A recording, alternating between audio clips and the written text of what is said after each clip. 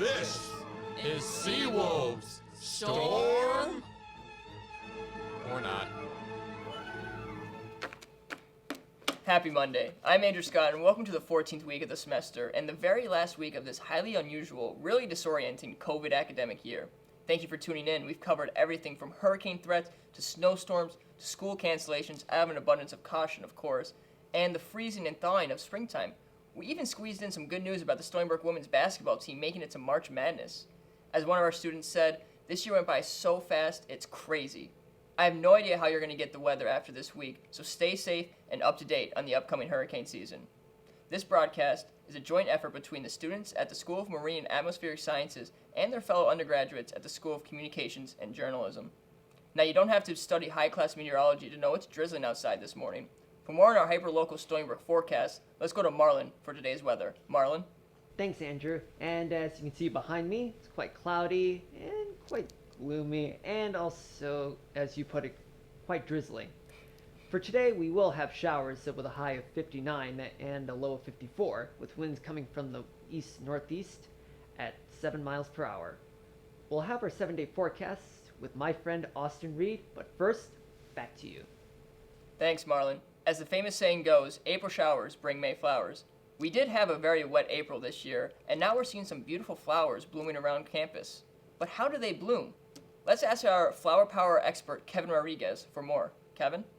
Every spring, beautiful flowers like this daffodil behind me bloom across our campus. But have you ever wondered how flowers like this one know when to bloom?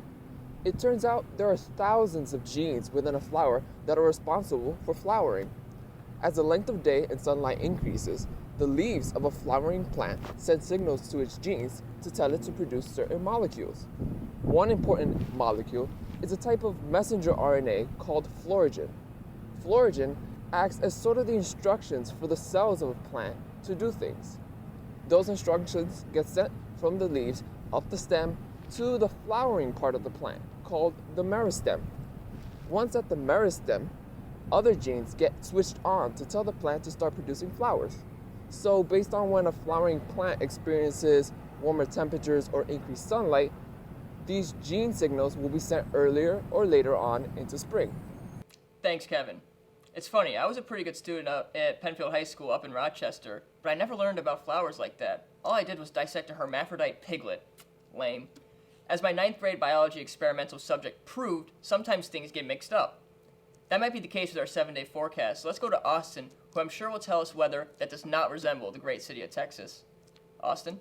I think Marlon put it best before when he said it's pretty gloomy outside, and you can see that here in the shot behind me at the fountain. Basically, what we're going to see today is this stationary front, and along with that stationary front will come some areas of low pressure, and with that bring chances for showers and storms basically throughout the beginning part of this forecast. So let's walk you through it. As we head through today, I do think that we will see a good chance for showers and storms, especially as we head into the overnight hours, especially after midnight, and any of those individual showers and storms could drop an inch of rain or a bit less. So that could make up for our precip deficit of about an inch since March 1st that we've had on the bright side. For tomorrow, we're also expecting a bit more in the way of showers and storms. However, I do think we'll see a little more in the way of sun breaks. So that is some good news. High temperature, a bit above normal at around 69 degrees, low of 51. And then as we head into Wednesday, we are tracking a cold front. And with that will also come another chance yet again for showers and storms. So make sure you have your umbrella for Wednesday. And behind that cold front will come some west-northwesterly winds and an area of high pressure, which will bring in some sunny skies as we head into Thursday, and a bit cooler conditions, high temperature of around 64, low of 48. Now for Friday, we are tracking a low pressure system off the coast, which could provide us with a little bit in the way of showers. However, that all depends on the placement of the low.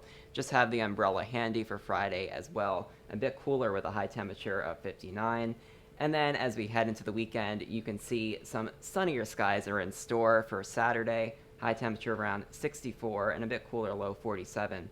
For Sunday, high of around 66, low of 51. So really a great weekend to check out some of those May flowers that our friend Kevin was talking about. Although this week does look to be a little more in the way of gloomier conditions and rainier conditions, I do think, honestly, that's some pretty good weather for all you Seawolves to study up for your finals that you have. So good luck, everyone. That's all I have. Back to you, Andrew. Great work, Austin. A lot of us are going to be studying for finals during this gloomy week, so we needed someone to understand and give us warning on the upcoming hurricane season that starts shortly after commencement. For that, let's go to our man, Deshaun Robinson. Deshaun? With the start of the hurricane season less than 1 month away, researchers are already looking closely at the waters of the Atlantic.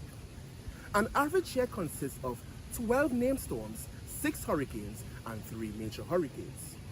Unfortunately, Dr. Phil Klossbach and his team from the Colorado State University are predicting yet another above-average year of 70 named storms, 8 hurricanes, and 4 major hurricanes.